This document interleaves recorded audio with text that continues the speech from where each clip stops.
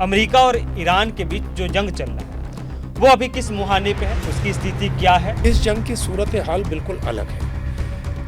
USA को ये अंदाज़ा नहीं था कि ये जंग इस लेवल पर पहुंच जाएगी। ये जंग वो नहीं है जो जंग इजराइल और गज़ा की थी, फ़लस्तीन की थी, क्योंकि फ़लस्तीनी निहत्ते लोग थे और जो उन्होंने अटैक किया था वो ऑफेंसिव अटैक। और इस्लामिक पॉइंट ऑफ व्यू से भी अगर आप देखें तो इस्लाम ऑफेंसिव अटैक की इजाज़त नहीं देता, डिफेंसिव अटैक की इजाज़त देता है। डोनाल्ड ट्रंप शायद बोले थे कि ईरान हमसे बोल रहा है बातचीत करने के लिए, जबकि जो भी नेता हैं ईरान के वो कह रहे हैं कि हम तो बातचीत को तैयार ही नहीं। हमारी सेफ्टी और हमारी सिक्योरिटी के लिए अमेरिका बैठा हुआ है। ये अरब देश इस भरम में थे।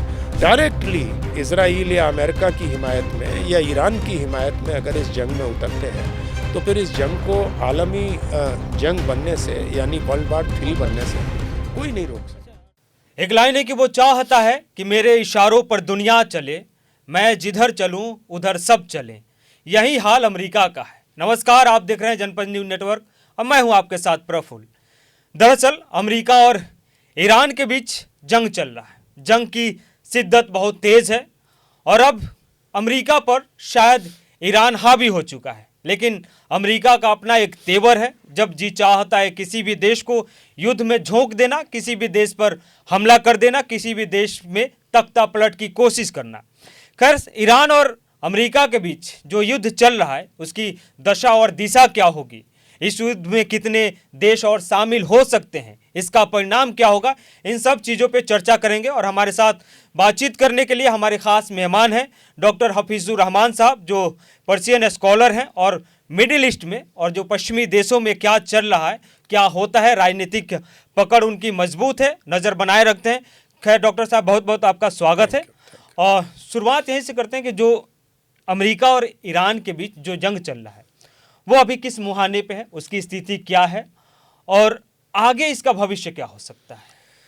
देखिए, बहुत बहुत शुक्रिया। ये जंग प्रफुल्ल जी बहुत ही ख़तरनाक सूरत हाल इख्तियार कर गई है और दुनिया के बहुत सारे देश इस पर नज़र बनाए हुए हैं और दुनिया के पीस लविंग जो कंट्रीज़ हैं उनकी ये भी कोशिश है कि इस जंग का दायरा ज़्यादा ना बढ़े, इसलिए कि अगर इसमें इन 3 देशों के अलावा और कोई देश भी अगर कूदता है तो फिर ये जंग आलमी जंग बन सकती है।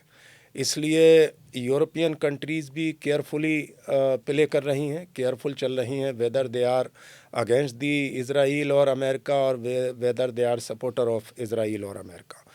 इसी तरह का हाल कमोबेश रशिया और चाइना में है कि वो स्ट्रेटेजिक ईरान के अलाई होने के बाद भी खुल के जंग में नहीं है, बहुत ही केयरफुल है। ख़ुद भारत का इसमें भी बड़ा एक ख़ास रोल है कि चूँकि भारतीय बहुत ज़्यादा मिडिल ईस्ट के अंदर रहते हैं और मिडिल ईस्ट से बहुत बड़ा व्यापार भारत का जुड़ा हुआ है। वहाँ हमारे यहाँ के वर्कर भी हैं, कारोबारी भी हैं और वहाँ से बड़े लेन देन हैं। तो भारत का भी इस सिलसिले में इंटरेस्ट है कि इसका जंग का दायरा बढ़ना नहीं चाहिए, बल्कि वो जिन देशों में है उन्हीं तक सीमित रहना चाहिए। तो ये तो एक इसका पर्सपेक्टिव है। जिस तरीक़े से चेंजेस आए हैं जंग चलने के बाद कि वो जिन अरब देशों में जहाँ जहाँ अमेरिका का बेस था, अब वो तमाम अरब देश जब उन बेस पर अटैक हुआ है या यूएस की कंपनीज़ पर अटैक हुआ है तो वो ख़ुद ब खुद जो है वो परेशान हो गए हैं और उन्हें लगता है कि उनकी पीस और सिक्योरिटी को जो है वो ख़तरा हो गया है। तो वो ख़ुद कहीं ना कहीं अमेरिका और इज़राइल से दामन बचाना चाहते हैं। ये जंग वो नहीं है जो जंग इज़राइल और गज़ा की थी, फ़लस्तीन की थी, क्योंकि फ़लस्तीनी निहत्ते लोग थे। उस वक्त एक गड़बड़ी इधर से ये हुई थी कि हमास चूँकि एक रेडिकल ग्रुप है और उसको ज़्यादातर पीस लविंग दुनिया के जो मुस्लिम देश हैं वो उसको सपोर्ट नहीं करते हैं। डेमोक्रेटिक कंट्री, बहुत सारी कंट्रीज़ उसको एक टेररिस्ट ऑर्गेनाइजेशन मानते हैं और जो उन्होंने अटैक किया था वो ऑफेंसिव अटैक था। और इस्लामिक पॉइंट ऑफ व्यू से भी अगर आप देखें तो इस्लाम ऑफेंसिव अटैक की इजाज़त नहीं देता, डिफेंसिव अटैक की इजाज़त देता है। यानी आप ख़ुद किसी से अटैक नहीं करेंगे। उसके जवाब में पूरा गज़ा जो है वो तबाह हो गया और सब लोग देखते रहे उनके सपोर्ट में, यानी ईरान की भी 1 हफ्ते तक या 12 दिन तक इज़राइल से जंग इस वजह से चली कि ईरान पर ख़ुद इज़राइल ने अटैक कर दिया था, तो उसके जवाब में उन्होंने कार्रवाई की। लेकिन इसके बावजूद कोई भी अरब का मुल्क या दूसरे मुल्क अगर जुर्रत भी की बोलने की फ़िलिस्तीन की हिमायत में, तो ज़्यादातर यूरोपियन कंट्रीज़ ने की। ख़ुद इंडिया का रोल जो है वो बड़ा बैलेंस रहा इस सिलसिले में, क्योंकि हमारे देश के रिश्ते ज़ाहिर है कि फ़िलिस्तीन से भी हमेशा से अच्छे रहे हैं और इज़राइल के साथ भी हैं, और इंडिया आम तौर से कभी कभी इसकी कीमत भी चुकाता है, लेकिन हाँ, तो वहाँ भी यूनाइटेड नेशन और सब जगह ये चीज़ की। इस जंग की सूरत हाल बिल्कुल अलग है। यूएसए को ये अंदाज़ा नहीं था कि ये जंग इस लेवल पर पहुँच जाएगी। उन्होंने ये असेसमेंट करने में, ईरान को समझने में, जो सबसे बड़ी यूएस और इज़राइल ने गलती की, और उसमें इज़राइल बहुत उत्तेजित था और ईरान को ये लगता था कि हम उनकी पूरी लीडरशिप पे हमला कर देंगे और जब लीडरशिप ख़त्म हो जाएगी तो हम जैसे चाहेंगे लीडर बना देंगे अपना पपेट, जो वो शाह काचार को बनाना चाहते थे रेजीम, वहाँ पर चेंज कर लेंगे। लेकिन ईरान में जो थोड़ा बहुत विरोध भी था इस रेजीम को लेकर पहले, उनकी डेथ के बाद वो सब लोग यूनाइट हो गए। यानी आप देखिए कि उनका डिफेंस मिनिस्टर मार दिया आपने, उनका सुप्रीम लीडर को शहीद कर दिया आपने, और उनके तमाम आर्मी चीफ कमांडर्स, यानी जो टॉप इम्पॉर्टेंट लोग थे उनके, उसको आपने एक ही हमले में ख़त्म कर दिया।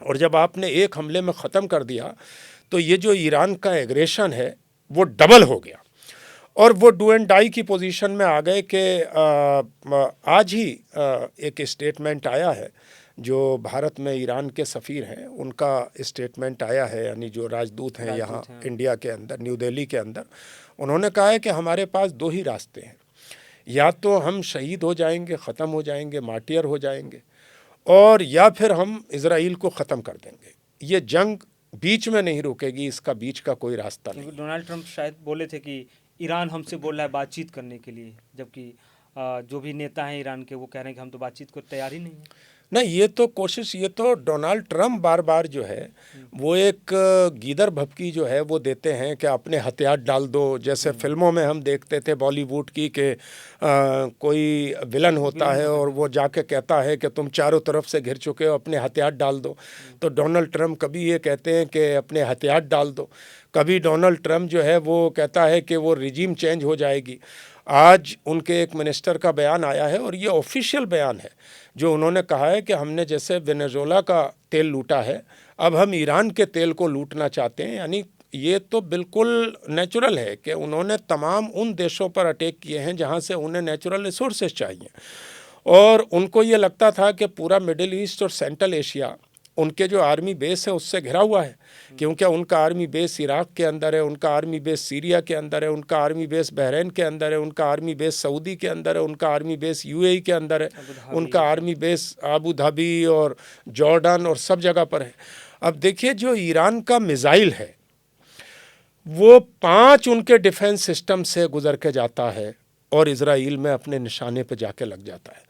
आप सोचिए कि कितना पावरफुल मिसाइल होगा अगर इतने आर्मी बेस इन बिटवीन ना होते और बिटवीन रास्ते में उसको डिफेंस का सामना नहीं करना पड़ता, तो अभी तक वो इज़राइल का क्या हाल कर चुका होता।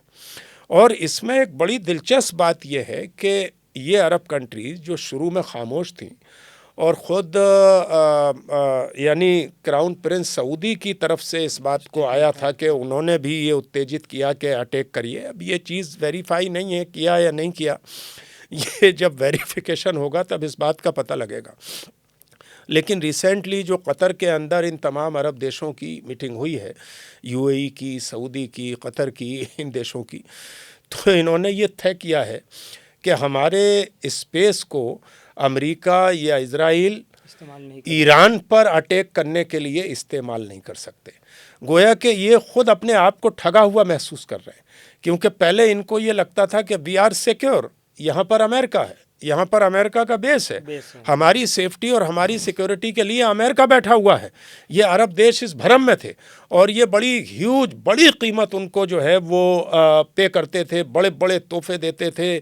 कहीं वो चार्टर प्लेन दे रहे हैं उनको, कहीं उनको गोल्ड दे रहे हैं, कहीं उनको जवाहरात दे रहे हैं, कहीं उनको कंपनीज दे रहे हैं। ये कहा जाए कि अरबियों का एक गुमान जो था वो टूट गया। और जब टूट गया तो उन्होंने ये रियलाइज़ कर लिया कि इस वक्त इससे डिसएसोसिएट होना ही अपने आप को बचाया जा सकता है। जबकि ये काम यूरोपियन कंट्रीज़ ने, जो प्रो गाज़ा थे, वो पहले किया। देखिए, स्पेन ने पहले मना किया कि हम इसमें शामिल नहीं होंगे। यूके ने भी मना किया था, पार्लियामेंट में भी बहुत विरोध था, लेकिन यूके ने बहुत बाद में ये फैसला किया कि हम इसमें शामिल होंगे। ख़ुद फ्रांस का भी जो रोल है वो बहुत ही न्यूट्रल है, क्योंकि France, Germany, UK, Russia, China, India, Spain, ये वो कंट्रीज़ हैं कि इस तरह की कंट्रीज़ में से अगर एक दो कंट्रीज़ भी डायरेक्टली इज़राइल या अमेरिका की हिमायत में या ईरान की हिमायत में अगर इस जंग में उतरते हैं, तो फिर इस जंग को आलमी जंग बनने से, यानी वर्ल्ड वार 3 बनने से कोई नहीं रोक सकता।